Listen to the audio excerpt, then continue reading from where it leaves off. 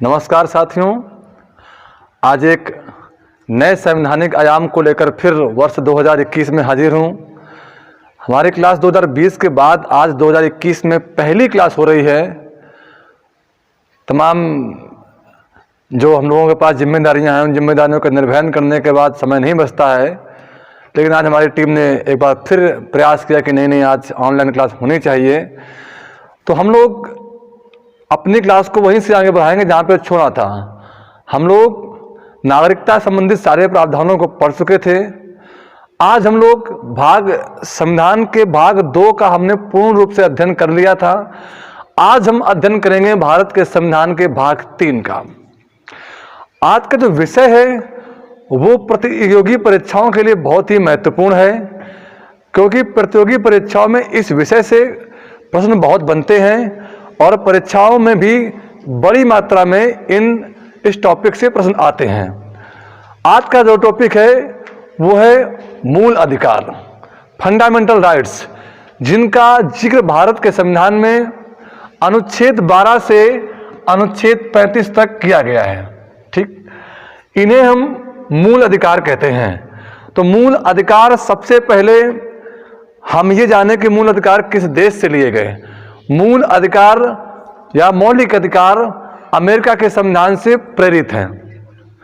उसके बाद पहले हम जब भारत के संविधान की चर्चा करें, उससे पहले भारत के संविधान में मूल अधिकारों की चर्चा करें, उससे पहले हम ये जानें कि पूरे विश्व में किन किन देशों में कैसे कैसे मूल अधिकारों की शुरुआत हुई और कहाँ कहाँ पर किस प्रकार से कैसे वहाँ पर ये मूल अधिकार लागू हुए।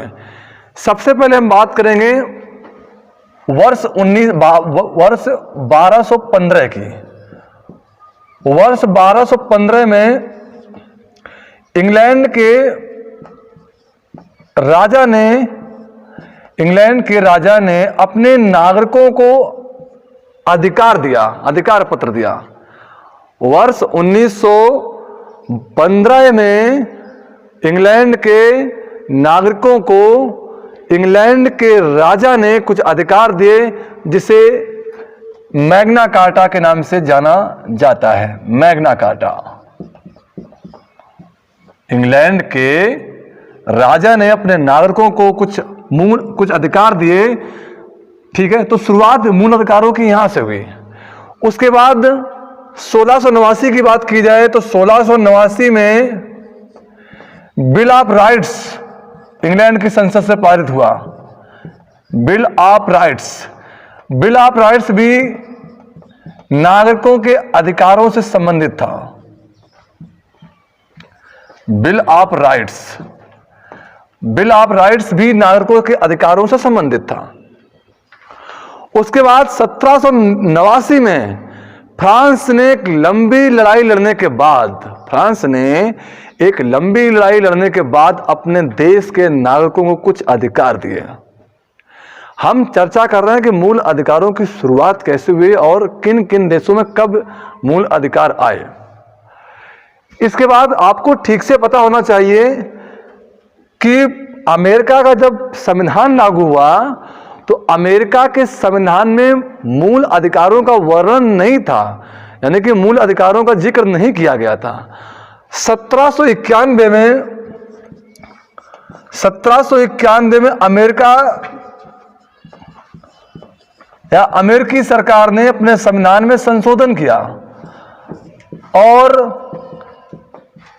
अपने संविधान में संशोधन करने के बाद अपने देश के संविधान में मूल अधिकारों को जोड़ा। अमेरिका की सरकार ने 1791 की बात है। तो हमने ये जानने की कोशिश की कि कब कैसे किन किन देशों में इन अधिकारों की शुरुआत हुई। अगर बात है भारत के अंदर कि भारत के अंदर इनकी कैसे शुरुआत हुई, तो आइए जानते हैं हम। भारत के अंदर इनकी शुरुआत सबसे पहले 1895 में हुई। 1895 का जो वर्ष था उस वर्ष सबसे पहले भारतीयों ने भारत के नागरिकों के लिए मूल अधिकारों की मांग की। भारतीयों ने एक संविधान संशोधन विधेयक के माध्यम से, बाल गंगाधर तिलक की बड़ी भूमिका थी इसमें, संविधान संशोधन विधेयक। तो संविधान संशोधन विधेयक के तहत भारतीयों ने सबसे पहले मूल अधिकारों की मांग की। सबसे पहले हम भारत के संदर्भ में पढ़ रहे हैं कि भारत में मूल अधिकारों की शुरुआत कैसे हुई। ठीक, इसके बाद 1928 के वर्ष में मोतीलाल नेहरू के अध्यक्षता में एक कमेटी बनी थी, नेहरू कमेटी। उस नेहरू कमेटी ने भी अपने देश के नागरिकों के लिए मूल अधिकारों की मांग की। उसके बाद 1928 से पहले भी एक बार मांग उठी थी, वो था वर्ष 1925। 1925 में भारत में एक आयरिश महिला, कई बार परीक्षा में पूछा गया है कि एनी बेसेंट किस देश की थी, तो आपको एक लाइन में उत्तर देना, वो आयरलैंड की थी या आयरिश महिला थी। उन्होंने कॉमनवेल्थ ऑफ इंडिया बिल के माध्यम से, Commonwealth of India bill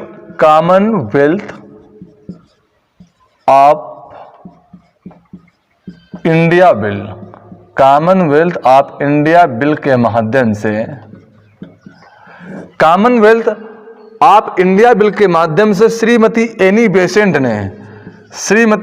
Besant ने भी भारतीयों के लिए मूल अधिकारों की मांग की 1925 में। उसके बाद बढ़ेंगे हम लोग 1931 के दौर में चलेंगे। आपको ठीक से पता होगा कि गांधी जी सिर्फ और सिर्फ एक गोलमेज सम्मेलन में भाग लेने गए थे, वो था द्वितीय गोलमेज सम्मेलन। जब लॉर्ड इरविन और गांधी जी के बीच में समझौता हुआ, तो उस समझौते के बाद गांधी जी ब्रिटेन गए थे गोलमेज सम्मेलन में भाग लेने के लिए। तो द्वितीय गोलमेज सम्मेलन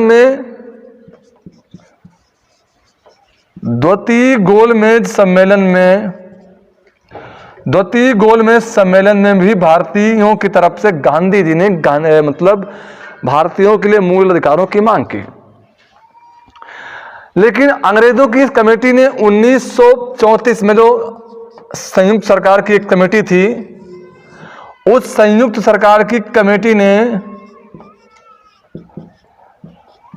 मूल अधिकारों की मांग को अस्वीकार कर दिया, मना कर दिया। जो भारतीयों ने मांग थी उसको स्वीकार नहीं किया।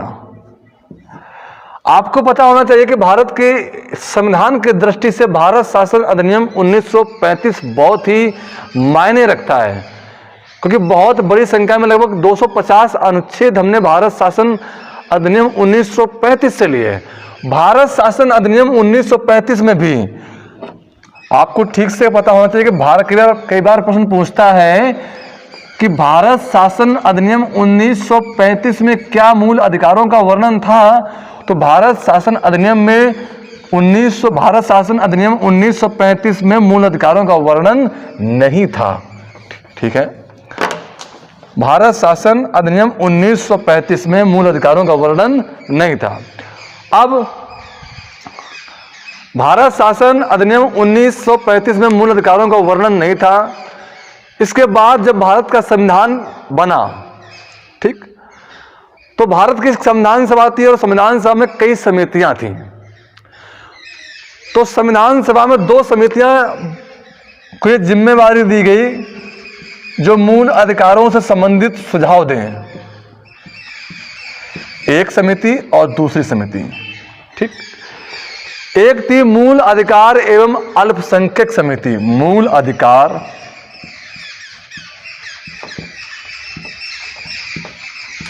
एवं अल्पसंख्यक समिति।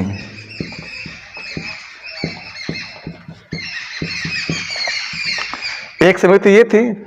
दूसरी समिति थी, इसी की समिति थी, मूल अधिकारों से संबंधित थी, लेकिन वो उप समिति थी।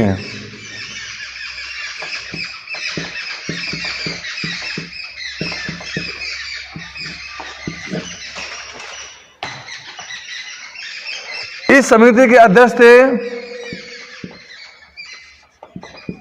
सरदार पटेल, यानी सरदार वल्लभ भाई पटेल, और इस समिति के अध्यक्ष थे जेबी कृपलानी। जेबी कृपलानी, दोनों ही समितियां मूल अधिकारों से जुड़ी हुई थी। ठीक, एक समिति थी आपकी मूल अधिकार सिस्टम, जो मूल अधिकार और अल्पसंख्यक समिति थी, उसके अध्यक्ष सरदार वल्लभ भाई पटेल थे, और एक मूल अधिकारों की उप समिति भी थी जिसके अध्यक्ष जेबी कृपलानी थे। इस कमेटी ने भारत के संविधान में मूल अधिकारों को जोड़ने की सिफारिश की। ठीक, तो अब आते हैं हम लोग भारत के संविधान में अनुच्छेद 12 से लेकर अनुच्छेद 35 तक मूल अधिकारों का वर्णन है, फंडामेंटल राइट्स का वर्णन है। ठीक, यहां से एक और अच्छा प्रश्न पूछते हैं कि अनुच्छेद 12 से लेकर अनुच्छेद 35 तक कुल कितने अनुच्छेद हैं? तो आप अगर समानता काउंट करेंगे कि 12 8 20 और 10 18 5 23, लेकिन नहीं, 12 को भी काउंट करिए, तो कुल मिलाकर अनुच्छेद कितने थे? 24 थे।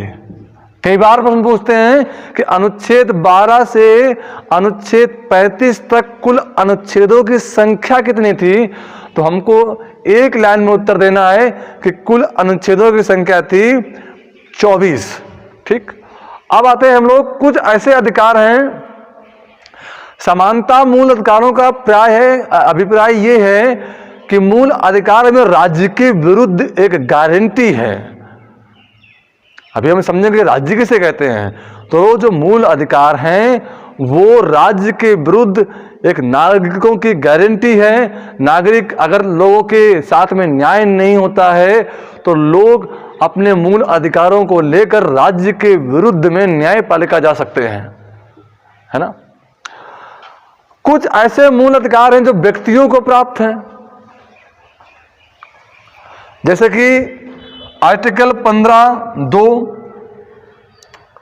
आर्टिकल 23, आर्टिकल 17 और आर्टिकल 24। आर्टिकल 17 और आर्टिकल 24 ये सिर्फ व्यक्तियों को प्राप्त हैं।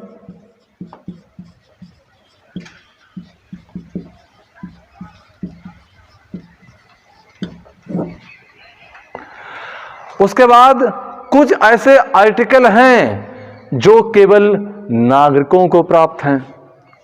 सॉरी, एक गलती हुई है कि जो ये 15(2) हैं, 17, 23 और 24 ये अनुच्छेद व्यक्तियों को विरुद्ध प्राप्त हैं। ये भूल सुधार है थोड़ा सा। ये जो है 15(2), 17, 23 और 24 ये व्यक्तियों के विरुद्ध हैं। ये व्यक्तियों के विरुद्ध हैं, ठीक है। अनुच्छेद 17 जैसे है तो वो अस्पृश्यता उन्मूलन की बात करता है, ठीक। तो अस्पृश्यता उन्मूलन में अनुच्छेद 17 आता है तो ये व्यक्तियों के विरुद्ध है। बाकी कुछ ऐसे फंडामेंटल राइट्स हैं जो सिर्फ नागरिकों को प्राप्त हैं, सिर्फ और सिर्फ नागरिकों को प्राप्त हैं। कौन कौन से ऐसे आर्टिकल हैं जो सिर्फ नागरिकों को प्राप्त हैं? ऐसे आर्टिकल आपके हैं आर्टिकल 15, 16, 19, 15, 16, 19 और 29 और 30। 15, 16, 19 और 29 और 30 ये सिर्फ नागरिकों का प्राप्त है। नागरिकों का मतलब जिन्हें, जो जैसे भारत के संदर्भ में आइए तो जिन्हें भारत की नागरिकता प्राप्त है, जो भारत के निवासी हैं उनको प्राप्त है। लेकिन कुछ ऐसे मूल अधिकार भी हैं भारत में जो व्यक्तियों को प्राप्त हैं। व्यक्तियों का मतलब वो भले ही विदेशी हैं उनको भी प्राप्त है। आर्टिकल 14 वो सबको प्राप्त है। ऐसे ही कुछ आर्टिकल हैं जो सिर्फ नागरिकों को प्राप्त हैं। 15, 16, 19 और 29 और 30। उसके बाद मूल अधिकार का वर्णन 12 से 35 के बीच में है। हमारे देश में जब आपातकाल लगता है, इमरजेंसी का वर्णन अनुच्छेद 352 में है, अनुच्छेद 356 में है और 360 में है आपातकाल का वर्णन। देश में जब आपातकाल लगता है अनुच्छेद 352 के तहत 3 प्रकार से लगता है। युद्ध हो जाए, बाहरी आक्रमण हो जाए या सशस्त्र विद्रोह हो जाए, ऐसी स्थिति अगर देश में आपातकाल लगा है तो आर्टिकल 359 ये कहता है कि सारे मूल अधिकार तो रद्द हो जाएंगे, लेकिन अनुच्छेद 20 और 21 रद्द नहीं किया जा सकता है। ठीक है, अनुच्छेद 20 और 21 रद्द नहीं होगा, बाकी सारे मौलिक अधिकारों को राज्य छीन सकता है, लेकिन 20 और 21 नहीं। ये आर्टिकल 359 में ये बात कही गई कि सारे मौलिक अधिकारों को तो राज्य छीन सकता है, लेकिन आर्टिकल 20 और 21 को नहीं छीन सकता है। और एक बात और कही गई है कि साधारण अगर हमें अपने मौलिक अधिकारों के स्वरूप में परिवर्तन करना है, बदलाव करना है, उनकी प्रकृति को बदलना है, तो उसके लिए हमें विशेष बहुमत की जरूरत होगी। और विशेष बहुमत का मतलब लोकसभा और राज्यसभा में जब ये बिल जाएगा मूल अधिकारों से संबंधित जुड़ा हुआ, तो उसके लिए 2/3 मेजोरिटी की जरूरत है, 2/3 बहुमत की जरूरत है। ठीक है, तभी वो बिल पारित हो सकता है। और इसके लिए हमें अनुच्छेद 368 की प्रक्रिया को अपनाना पड़ेगा, क्योंकि अनुच्छेद 368 में ही संविधान की प्रक्रिया का, संशोधन की प्रक्रिया का वर्णन किया गया है। अब आगे एक और टॉपिक को लेकर बढ़ते हैं। अब हम आर्टिकल पे आ रहे हैं। आर्टिकल, सबसे पहले हम कम बार आर्टिकल का अध्ययन करेंगे, और सबसे पहले आर्टिकल नंबर 12।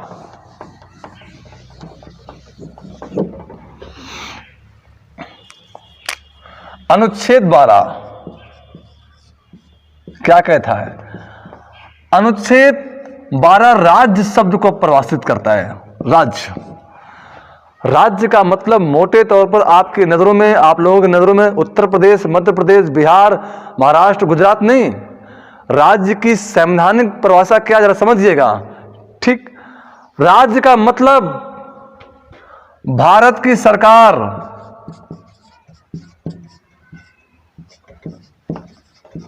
एवं संसद। नंबर 1 राज्य सरकार एवं विधानमंडल।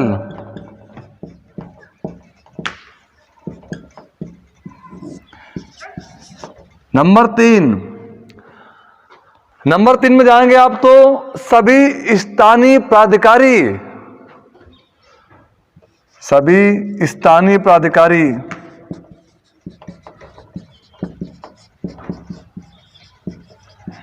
ये भी राज्य का हिस्सा है। सभी स्थानीय प्राधिकारी एवं अन्य प्राधिकारी।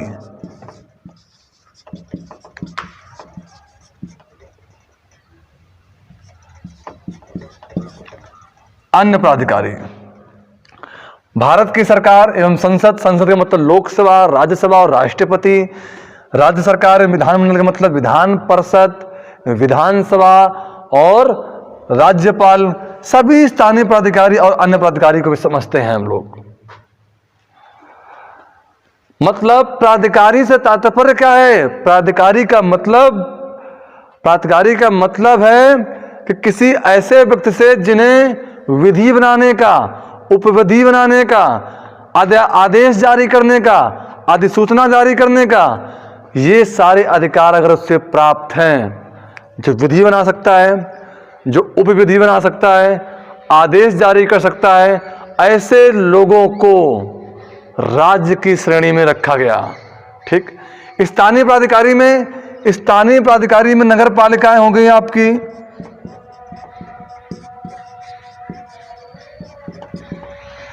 डिस्ट्रिक्ट बोर्ड हो गए,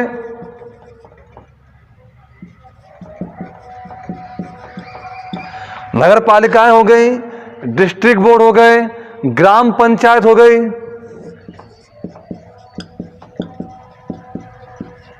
ग्राम पंचायत और माइनिंग सेटलमेंट, ये सब राज्य की श्रेणी में आते हैं। अर्थात ऐसा व्यक्ति भी राज्य की श्रेणी में आता है जिसे विधि बनाने की शक्ति है, उपविधि बनाने की शक्ति है, आदेश जारी करने की शक्ति है, अधिसूचना जारी करने का अधिकार है, वो व्यक्ति भी राज्य की श्रेणी में, प्राधिकारी भी राज्य की श्रेणी में आता है। तमाम हानिबल कोड के निर्णयों के अनुसार किन किन को राज्य की श्रेणी के अधीन माना गया, अर्थात जो सरकार के अधीन है और सरकार से प्रत्यक्ष और अप्रत्यक्ष रूप से लाभ ले रहा है, जुड़ा हुआ वो हर संस्था भी राज्य है। जो राज्य सरकार से, जिसे सरकार से संरक्षण प्राप्त है, संरक्षण अप्रत्यक्ष रूप से प्राप्त है या प्रत्यक्ष रूप से प्राप्त है, वो हर संस्था भी राज्य का हिस्सा है। विभिन्न निर्णयों में किन किन संस्थाओं को राज्य कहा गया, जैसे कि steel authority of India limited, SAIL भी एक राज्य है। BCCI, board cricket control of India, यह भी एक राज्य का हिस्सा है। ONGC, oil natural gas corporation, यह भी एक राज्य है। भारतीय कृषि अनुसंधान परिषद, यह भी एक राज्य है। ये सारी चीजें राज्य के, BSNL, Bharat Sanchar Nigam limited, Bharatiya petroleum Nigam, union public service commission UPSC, ये भी सभी राज्य का हिस्सा है। ठीक, एलआईसी, लाइफ इंश्योरेंस कॉरपोरेशन, ये भी राज्य का हिस्सा। अर्थात हमने आपको ये बताने की कोशिश की कि राज्य क्या है। भारत की संसद के अलावा भारत की सरकार, राज्य विधानमंडल, उसके बाद नगर पालिकाएं, स्थानीय प्राधिकारी, अन्य प्राधिकारी, स्थानीय सरकारों में नगर पालिकाएं, डिस्ट्रिक्ट बोर्ड है, ग्राम पंचायत है, माइनिंग स्टेट्स है, और विभिन्न निर्णयों के अनुसार एक प्राधिकारी का मतलब ऐसा व्यक्ति जिसे विधि बनाने की शक्ति है, उपविधि बनाने की शक्ति है, आदेश जारी करने की शक्ति है, अधिसूचना जारी करने की शक्ति है, वो सारे व्यक्ति राज्य की श्रेणी में आते हैं। ठीक, अब हमने आर्टिकल 12 को ठीक से पढ़ा, अब आ रही है आर्टिकल 13 की।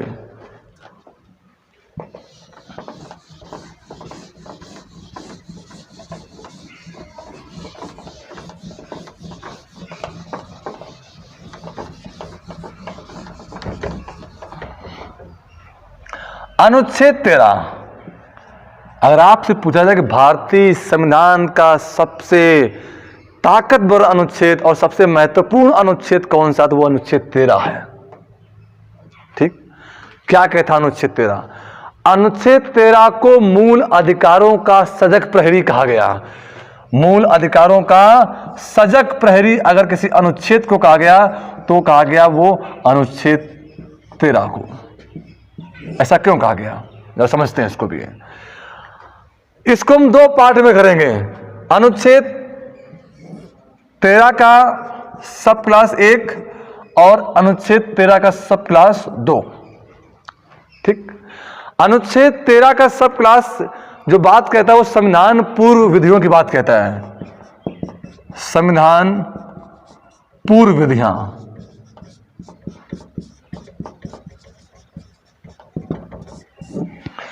और अनुच्छेद 13 का 2 वो कहता है संविधान के पश्चात की विधियां, संविधान पश्चात विधियां।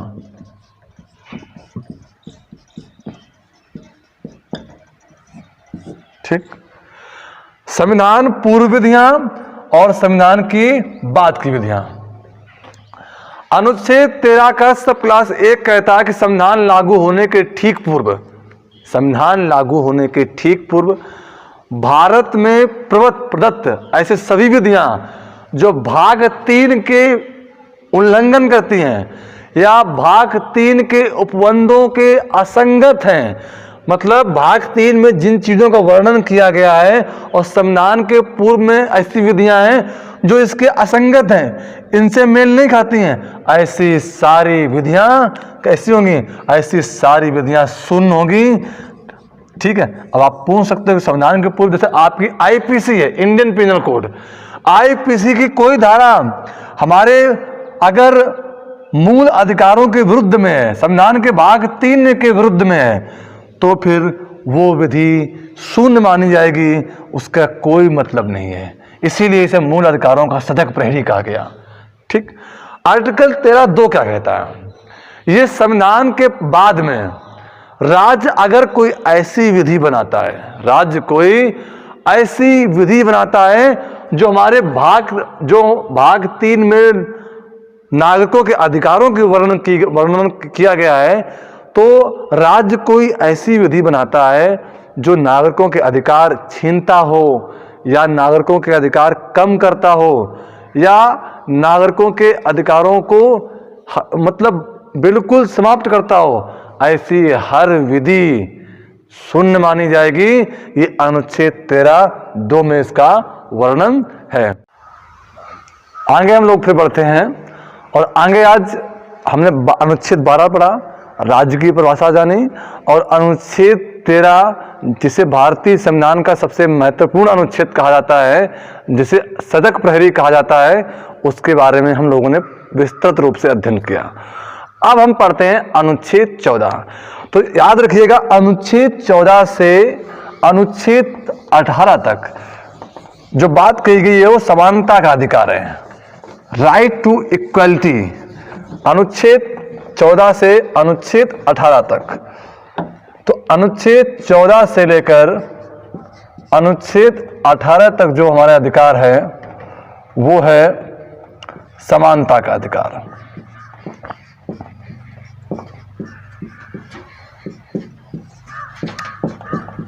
Right to equality. अनुच्छेद 14 से 18 तक पढ़ने से पहले कुछ चीजें और हम जान लेते हैं। अगर आपसे प्रश्न पूछा जाए कि भारत के संविधान में, भारत के मूल संविधान में कितने मौलिक अधिकार थे, तो आपको उत्तर कितने देंगे? 6, 5, 4 या 3 या 7? कितने थे? तो आप लोगों को उत्तर देना है 7।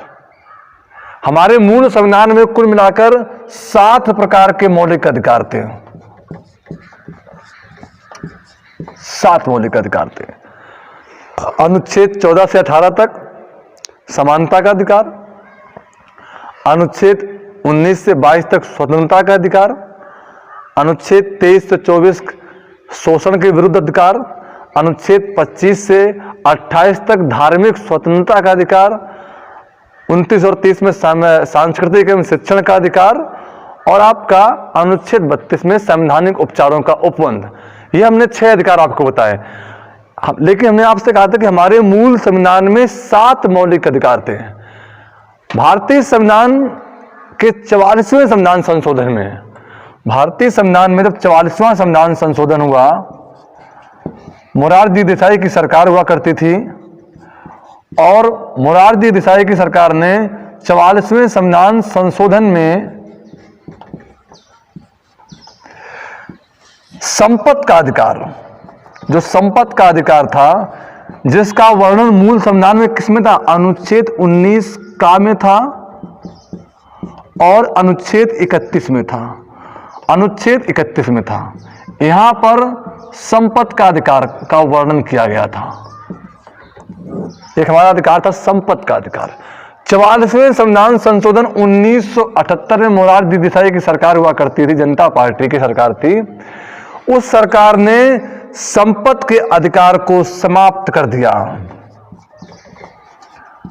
संपत्ति के अधिकार को समाप्त कर इसी अनुच्छेद को अनुच्छेद 300 का में रख दिया जाकर, और इसे बना दिया विधिक अधिकार या कानूनी अधिकार। बहुत अच्छा प्रश्न यहां से पूछते हैं कि संपत्ति के अधिकार को कब समाप्त किया गया? तो संपत्ति के अधिकार को 1978 में 44वें संविधान संशोधन द्वारा मोरारजी देसाई की सरकार थी, समाप्त किया। और जो प्रश्न यहां से पूछते हैं कि किस संविधान के अनुच्छेद में संपत्ति के अधिकार का वर्णन था, तो अनुच्छेद 19 का और 31 में था। 1978 में 44वां संविधान संशोधन हुआ और अनुच्छेद 300 का के तहत इसे एक विधिक या कानूनी अधिकार बना दिया गया। तो अभी हमारे पास वर्तमान में, अब यहां से प्रश्न और पूछते हैं कि मूल संविधान में तो 7 प्रकार के मौलिक अधिकारों का वर्णन किया गया है, लेकिन वर्तमान में कितने मूल अधिकार हैं? तो 6 हैं। 14 से 18, 19 से 22, 22 से 24, 25 से 28 और 28 से 30 और अनुच्छेद 32 और 31 निश्चित हो गया, क्योंकि संपत्ति के अधिकार को समाप्त कर दिया गया, तो वो निश्चित हो गया। अब हम ये जानेंगे कि सबसे पहले पढ़ेंगे राइट टू इक्वलिटी, है ना। अनुच्छेद 14 की बात करते हैं। अनुच्छेद 14 2 बातें कहता है, विधि के समान संरक्षण, विधि के समान संरक्षण और विधियों के समान संरक्षण। अब आप थोड़ा असमंजस में होंगे कि ये मतलब क्या है इसका। इसका स्पष्ट मतलब ये है कि अनुच्छेद जो 14 है वो 2 बातें कहता है, और यहां से अनुच्छेद 14 से कई बार प्रश्न पूछे गए हैं। एक शब्द है विधि के समक्ष, विधि के समक्ष, विधि के समक्ष समता, और एक कहता है विधियों के समान संरक्षण, विधियों के समान संरक्षण, विधियों के समान संरक्षण।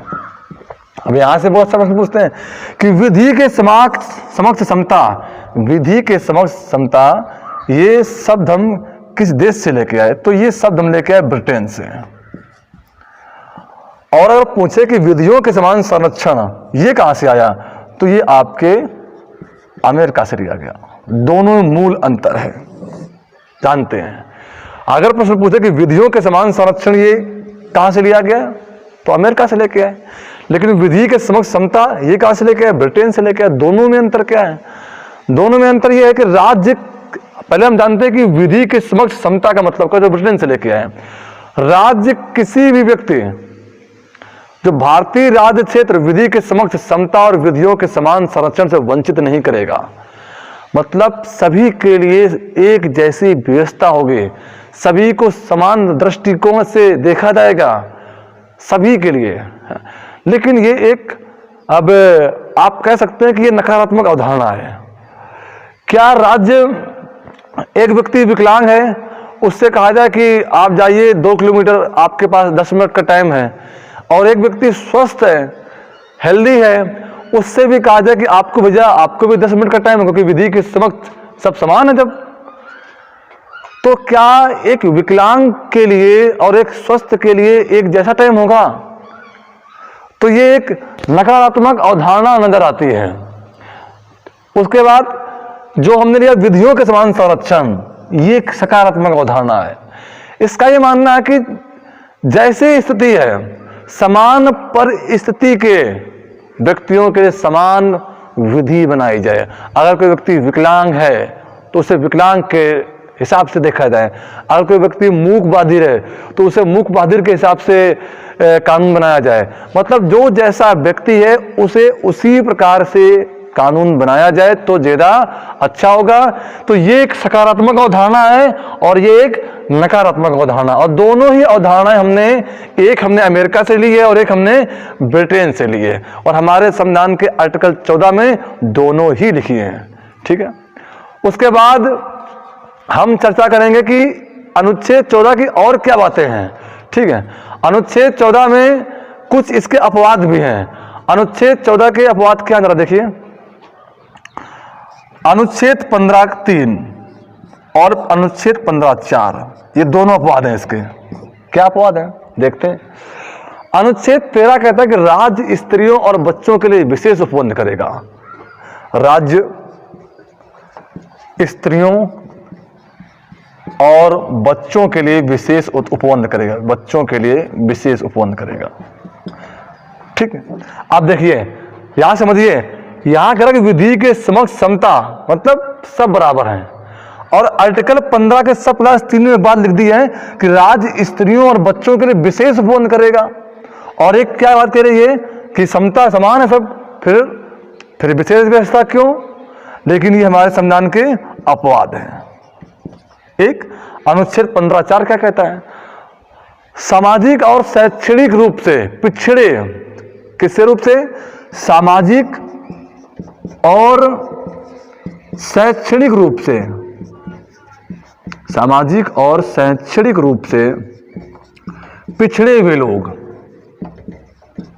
एससी कामा एसटी, अनुसूचित जात और अनुसूचित जनजाति के जो लोग हैं उनके लिए विशेष उपबंध किया जाएगा। यह भी अपवाद। और अपवाद क्या है जरा देखते हैं। अनुच्छेद 361 इसका सबसे बड़ा अपवाद है। क्या अपवाद? अनुच्छेद 361 वो कहता है कि राष्ट्रपति और राज्यपाल, प्रेसिडेंट एंड गवर्नर, अपने कार्यकाल में वो कोई भी निर्णय लेते हैं, कोई भी कार्य करते हैं, उसके प्रति किसी भी देश के न्यायालय में जवाबदेही नहीं है। राज्यपाल अपने पद पर है, राष्ट्रपति अपने पद पर है, और ये कोई निर्णय लेते हैं तो वो अपने निर्णय को लेकर देश के किसी भी न्यायालय में जवाबदेही नहीं होंगे। कौन? ये अनुच्छेद 361 में कहा गया कि प्रेसिडेंट मतलब राष्ट्रपति और गवर्नर मतलब राज्यपाल, ये दोनों व्यक्ति अपने पद पर अगर हैं और ये कोई भी निर्णय लेते हैं, कोई कार्य करते हैं, तो ये किसी भी न्यायालय में जवाबदेही नहीं होंगे। ये इनको अनुच्छेद 361 में शक्तियां दी गई। उसके बाद राष्ट्रपति और राज्यपाल दोनों अगर अपने पद पर हैं तो उनके विरुद्ध किसी भी प्रकार की किसी कोर्ट में राष्ट्रपति और राज्यपाल अगर अपने पद पर हैं तो उनके खिलाफ किसी भी न्यायालय में दंडिक कार्रवाई ना तो प्रारंभ की जाएगी और ना ही चालू की जाएगी। और राष्ट्रपति राज्यपाल पे अपने अगर पद पर हैं, राष्ट्रपति राज्यपाल अपने पद पर हैं तो उन्हें किसी भी न्यायालय में गिरफ्तारी या कारावास का वारंट या कोई भी जारी नहीं किया जा सकता है, या कोई न्यायालय उन्हें गिरफ्तार करने का आदेश जारी नहीं कर सकता है। ऐसी शक्तियां अनुच्छेद 361 में राष्ट्रपति और राज्यपाल को अपवाद हैं, जो विधि के समक्ष समता के अपवाद के स्वरूप में है। क्योंकि विधि के समक्ष समता का मतलब सभी समान है, तो राष्ट्रपति और राज्यपाल को विशेषाधिकार क्यों, है ना? सामाजिक और शैक्षणिक रूप से पिछड़े लोगों को 15(4) के रूप से आरक्षण क्यों, या 15(3) में राज्य स्त्रियों और बच्चों के विशेष उपबंध करेगा, ये क्यों? तो ये विधि के समक्ष समता के सब अपवाद हैं। आगे देखते हैं। अनुच्छेद 105 और अनुच्छेद 194 दोनों इंपॉर्टेंट हैं। अनुच्छेद 105 क्या कहता है जरा देखिए। अनुच्छेद 105 कहता है संसद का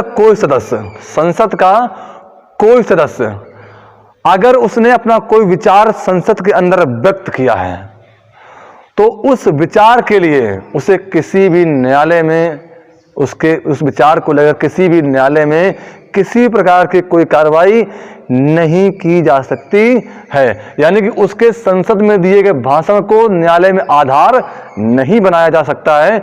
ये अनुच्छेद 105 के तहत संसद के सदस्य को अधिकार प्राप्त है और यही राज्य विधानमंडल में भी लागू होता है। लेकिन यहाँ आर्टिकल बदल जाता है। राज्य के विधानमंडल में 194 के तहत अगर कोई विधान परिषद या विधानसभा का सदस्य कोई भी भाषण करता है तो उस भाषण को लेकर वो किसी न्यायालय में जवाबदेही नहीं होगा। अब आगे बढ़ते हैं। अब हम बढ़ते हैं अनुच्छेद 15 की तरफ।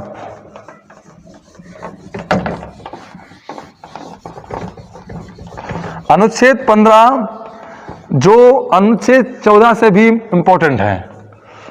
अनुच्छेद 15 जो बात कहता है, अनुच्छेद 15 में हम क्लास पढ़ेंगे 6, तो हम पहले से ही लिख लेते हैं अनुच्छेद 15, और उस अनुच्छेद 15 में हम पढ़ेंगे क्लास 1, 2, 3, 4, 5 और 6। अनुच्छेद 15(1),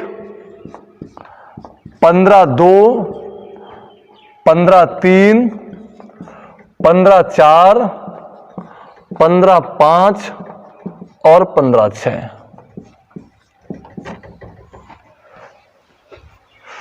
15(1) पहले पढ़ते हैं। केवल धर्म, 5 चीजें लिखी गई इसमें। केवल पहले लिखा है, इस केवल का बहुत महत्व है। केवल, धर्म, मूलवंश, जाति, केवल, धर्म, मूलवंश, जाति, जन्म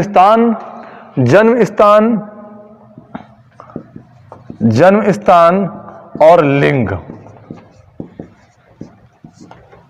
ठीक, धर्म, मूलवंश, जाति, जन्म स्थान और लिंग।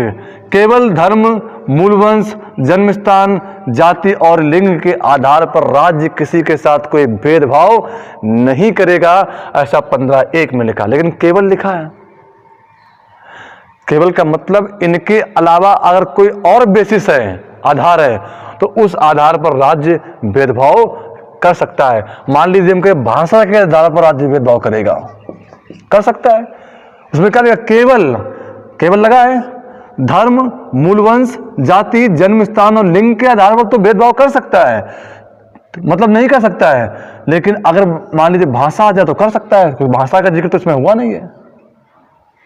धर्म का हुआ, मूलवंश का हुआ, जाति का हुआ, जन्म स्थान का हुआ, लेकिन लिंग का हुआ, लेकिन भाषा का वर्णन नहीं हुआ है, तो भाषा के आधार पर कर सकता है।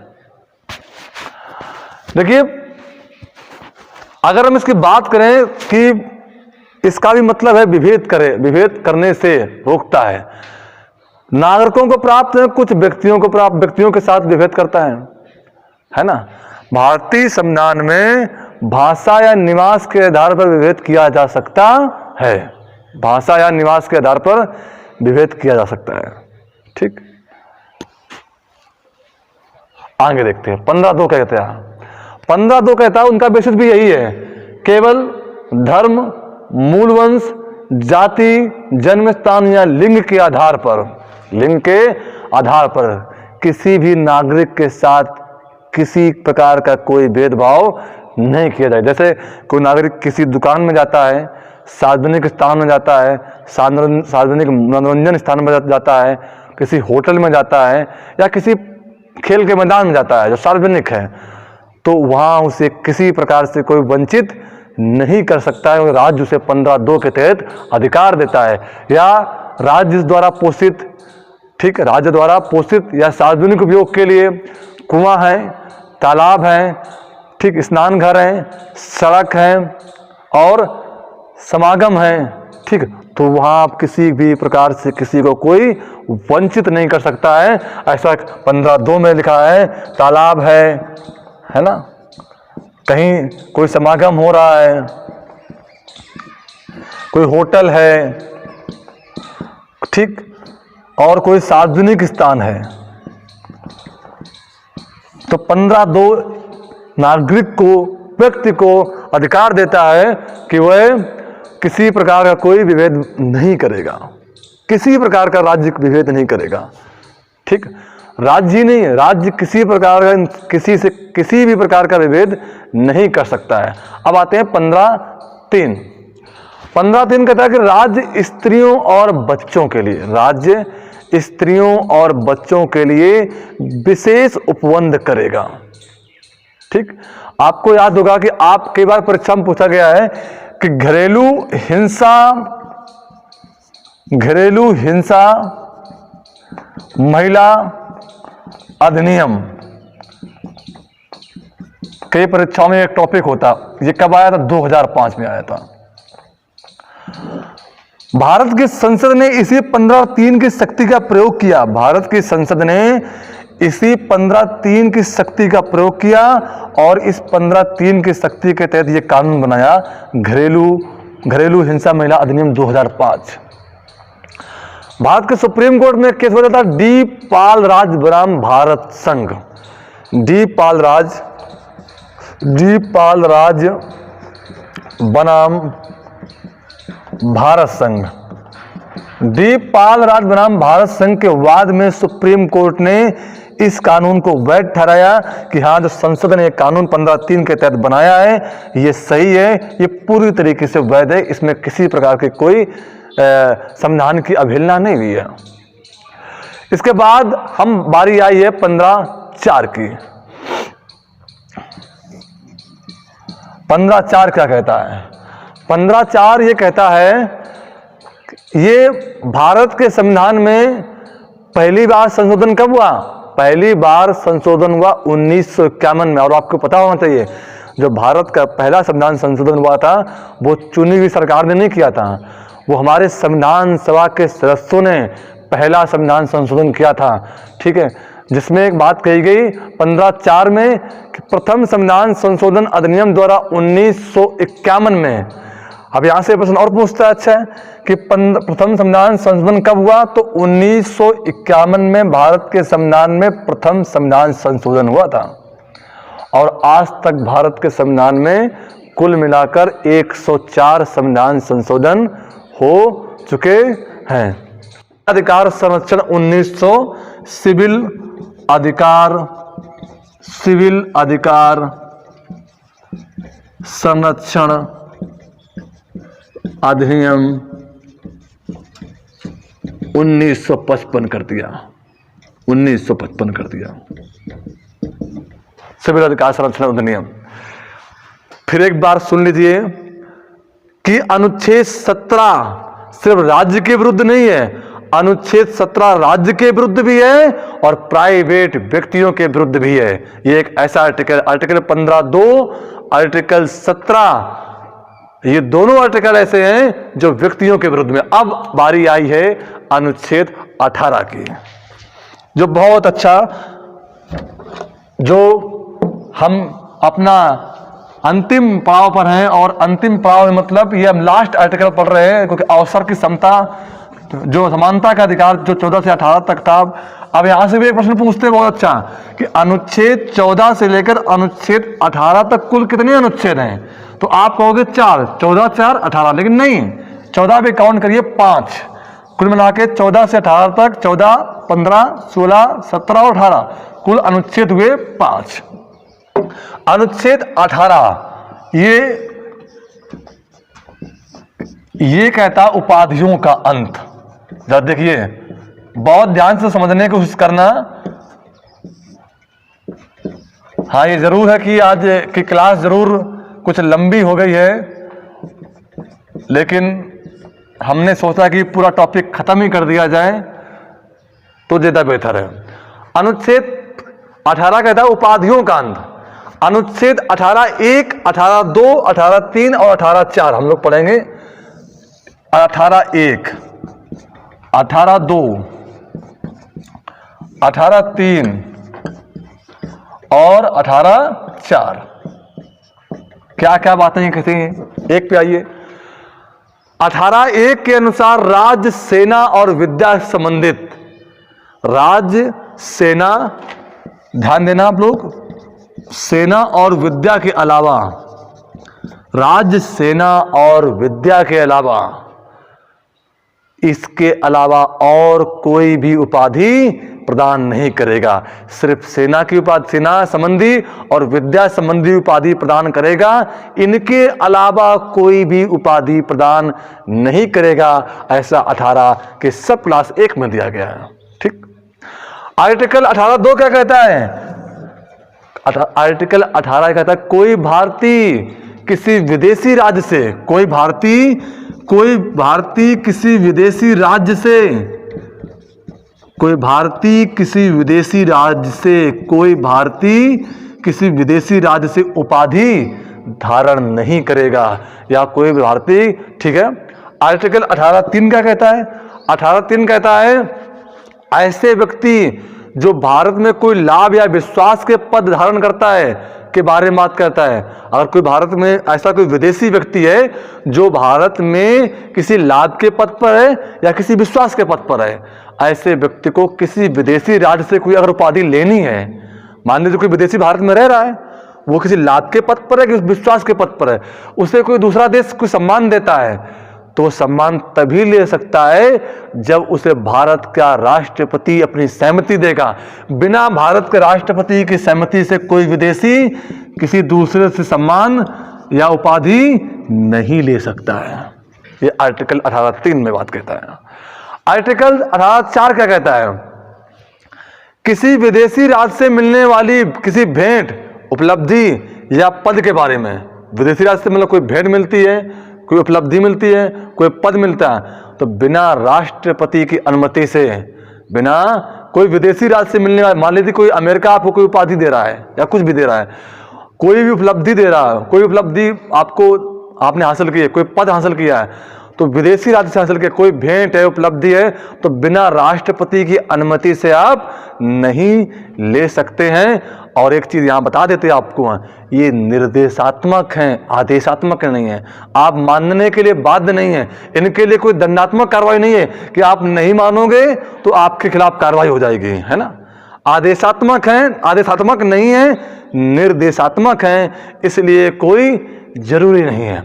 अब आगे हम देखते हैं, दंडनीय नहीं है। एक और चीज आगे देखते हैं, एक भारत में एक वाद हुआ सुप्रीम कोर्ट में, बालाजी राघवन बनाम भारत संघ, बालाजी राघवन बनाम भारत संघ। ये जब 1954 में भारत रत्न देने की बात कही गई, जब राधाकृष्णन साहब को, चक्रवर्ती राजगोपालाचारी को भारत रत्न मिला, तो उसमें एक विवाद उठा कि भारत रत्न तो भी एक उपाधि है ना, क्योंकि उपाधियों का अंत की बात कहता है। तो सुप्रीम कोर्ट में एक बात गया, बालाजी राघवन बनाम भारत संघ, उसमें सुप्रीम कोर्ट ने कहा कि उपाधि शब्द जो 18(1) में लिखी गई है, उपाधि शब्द ये 18(1) में लिखा गया, उपाधि शब्द का वर्णन करता है। तो भारत में 4 प्रकार के नागरिक सम्मान मिलते हैं, एक भारत रत्न, पद्म भूषण, पद्म विभूषण और पद्मश्री। ये चारों प्रकार के सम्मान उपाधि के अंतर्गत नहीं आते हैं। ये एक सम्मान है, बल्कि उपाधि नहीं है, ठीक है। इसलिए इनको पूरी तरीके से वैध ठहराया गया, ठीक है। आज हम लोगों ने आर्टिकल 14 से 18 तक पूरी जानकारी आप लोगों को दी, 12-13 का भी जिक्र किया, और हमने किस प्रकार से मूल अधिकारों की शुरुआत हुई उसकी भी चर्चा की। विस्तृत चर्चा पूरी करने के बाद आज का वीडियो यहीं तक। और आप लोगों को अगर ऐसा लगता है कि ये वीडियो काफ़ी अच्छा है या थोड़ी सी अच्छी कोशिश की गई है, तो इस चैनल को दूर तक ले जाइए। और आपको लगता है कि अच्छा चैनल है तो आप उस पर अपना लाइक दीजिए या शेयर कीजिए, जैसा भी आपको उचित लगे। बाध्य नहीं है आप, उसके लिए आपकी वो फ्रीडम है, लेकिन आपके माध्यम से आप अगर इस चीज़ को देख रहे हैं, आपको लगता है कि ठीक है, तो आप अपनी इस ड्यूटी को जरूर पूरा करिए। नमस्कार। अपना और अपनों का ध्यान बहुत रखिए।